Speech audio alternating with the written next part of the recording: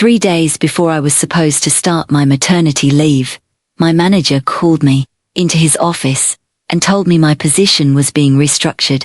I was 8 months pregnant. And what he didn't know was that I'd already seen the email he thought he'd deleted. I'll call myself Marin for this story. 5 years ago, I joined a mid-sized marketing agency, I'll call it Coastline Media, as a senior account manager. I built that client roster almost from scratch. When I started, the agency had 2 major clients. By the time I got pregnant, I was managing 11 accounts, including the agency's 2 biggest contracts, both of which I'd personally brought in. My manager, I'll call him Neil, wasn't a bad boss on paper. He was the kind of manager who said all the right things in meetings.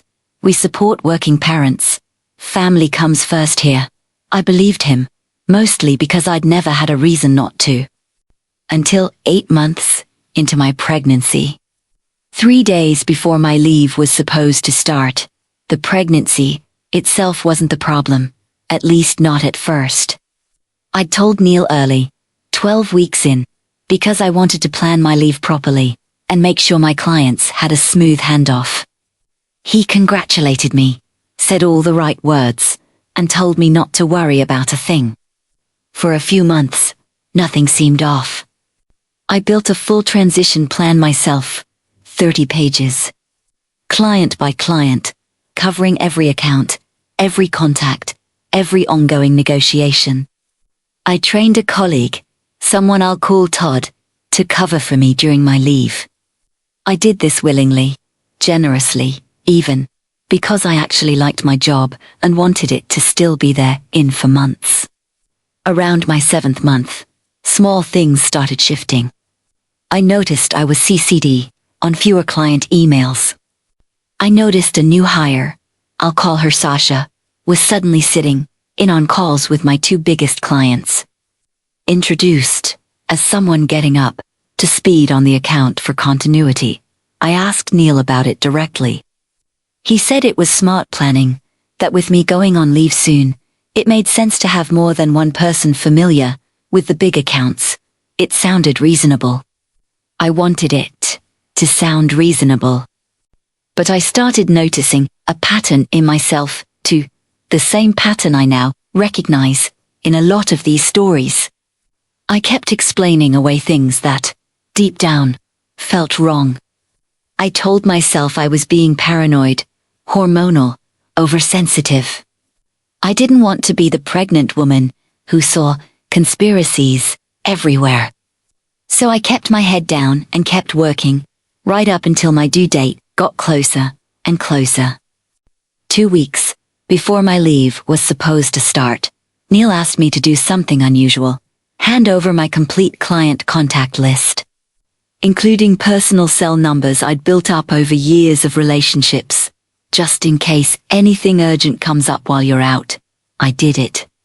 Of course, I did it. It seemed responsible, and refusing would have felt paranoid.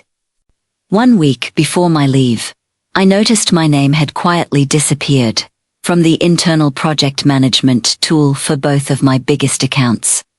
Not removed entirely, just moved from account led to support. When I asked about it, I was told it was a temporary system adjustment for the leave period and not to worry about it. I still wasn't sure anything malicious was happening. Transitions are messy. People make understandable sounding decisions that add up to something ugly only in hindsight. I told my partner it felt weird, but I couldn't point to one single thing that was clearly wrong, just a slow accumulation of small ones. Then came the email. 3 days before my leave was set to begin, I was CC'd, accidentally, I'd later learn, on an internal message. It wasn't addressed to me. It was Neil, writing to the agency's HR director and to Sasha, laying out a plan to formally reassign both of my major accounts to Sasha ahead of Marin's leave. To ensure a smooth client experience, without disruption. The email used the word permanent, not temporary coverage, permanent reassignment. My name wasn't on the thread. I'd only seen it because Neil had, by mistake, hit reply all on an earlier message, in the chain that included me, from months back. I read it 3 times before it fully landed. They weren't covering my accounts while I was out. They were giving my accounts away, permanently, 3 days before I was legally protected by leave. I didn't respond to the email.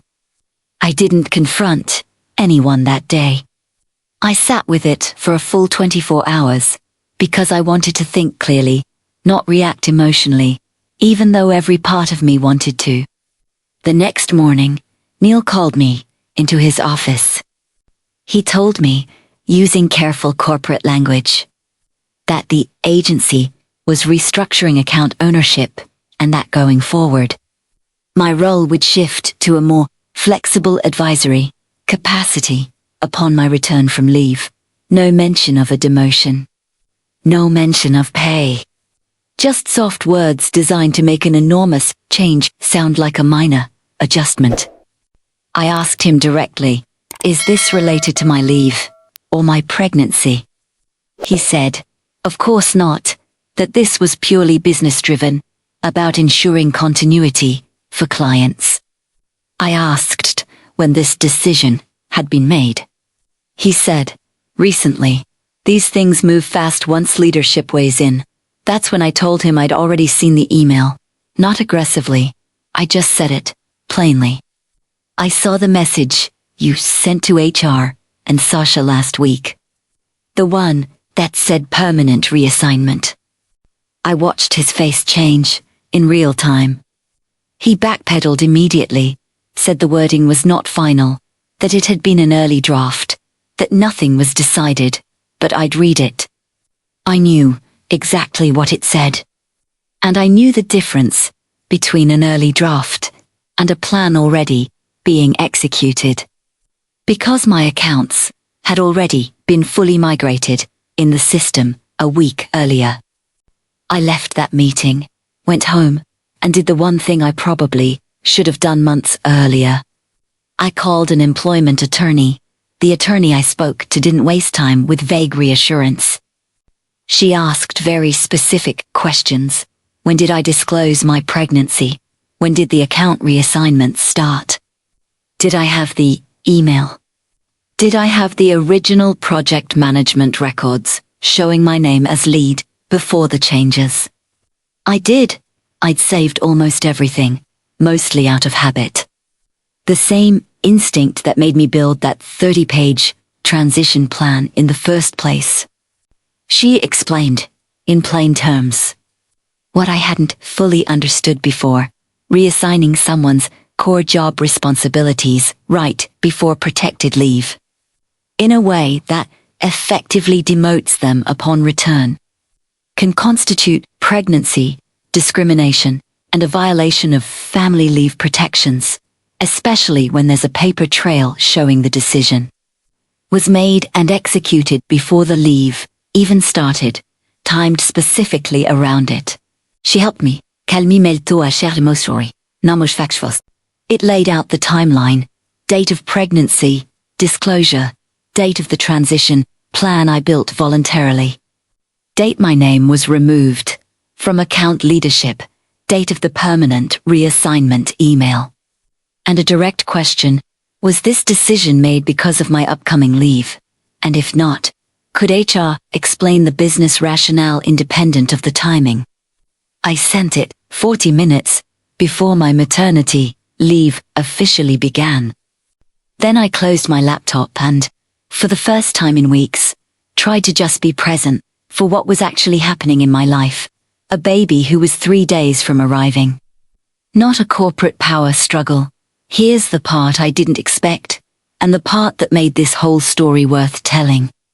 4 days into my leave, I got a call, not from Neil, but from the agency's VP of operations, someone I'd met exactly twice in 5 years. She told me the email I'd sent had been escalated immediately, and that in reviewing the situation. HR had discovered something Neil hadn't accounted for. Sasha, the employee who'd been given my accounts, had only been at the company for 5 months and was still on a probationary contract that explicitly prohibited her from being assigned as lead on accounts above a certain revenue threshold, a policy that existed specifically to protect major clients from being handled by unproven staff. In other words, Neil hadn't just potentially violated leave protections. In his rush to reassign my accounts before I left, he'd also broken an internal client protection policy that had nothing to do with me at all. The 2 biggest clients I'd built, the ones now technically led by someone 5 months into her role, had never been properly cleared for that handoff in the first place. The VP told me the reassignment was being reversed, effective immediately, and that my accounts would remain under my name during my leave, with a qualified colleague providing coverage rather than a full takeover. She also told me, carefully, that personnel matters regarding Neil's decision-making were being reviewed separately. She couldn't share details. But I later learned, through a former coworker, that Neil was no longer with the agency. By the time I returned from leave for months later, I came back to my old job. Mireille job. Not the flexible advisory capacity I'd been quietly offered instead. My accounts were still mine. And for the first time in 5 years, I understood something I wish I'd understood much earlier. The paper trail I kept almost out of habit. The transition plan. The saved emails. The project records. Wasn't paranoia.